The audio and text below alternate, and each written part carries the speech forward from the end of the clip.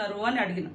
దానికి ఆయన బ్రేక్ డాన్సులు కూడా చేసుకోండి కుటుంబాలు అంటే నీకు ఆడవాళ్ళంటే ఇవాళ ఒక గౌరవం లేదు. మేము ఇచ్చేటువంటి పథకాల మీద ఒక కక్కుర్తితోటి ఆడవాళ్ళని అత్యంత కించపరిచే విధంగా బ్రేక్ డాన్సర్లుగా కుటుంబాలు వచ్చి బ్రేక్ డాన్సులు చేసుకోండి అంటే మీ బుర్రంతా కూడా గత 10 సంవత్సరాలు మరి హైదరాబాదులలో క్లబ్బులు పబ్బులు బ్రేక్ డాన్సులు ఇలాంటి ఎంకరేజ్ చేసిన చరిత్ర మీది. కానీ నేను మహిళల్ని గౌరవించే వ్యక్తులుగా నేను గాని కాంగ్రెస్ పార్టీ గాని మా సీఎం గారు గాని మహిళలకు ఏ అవకాశం ఇచ్చినా వాళ్ళు ఆర్థికంగా ఎదగాలని, వాళ్ళు శ్రమ కోరుకునే వాళ్ళు, శ్రమ చేసే శ్రమజీవులు ఆడవాళ్ళు కాబట్టి వాళ్ళకున్న టైం తక్కువలో వాళ్ళకుండేటువంటి టైంలో ఏదున్నా కూడా టైం వేస్ట్ చేసుకోకుండా చేసుకుంటారు అని మాట్లాడినాం. అలా తప్పేముంది?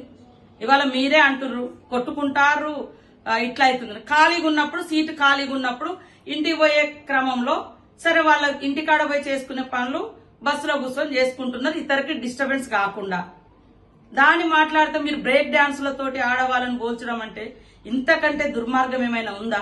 ఒక్కసారి మహిళలు ఆలోచించాలి, మహిళా లోకం ఆలోచించాలి.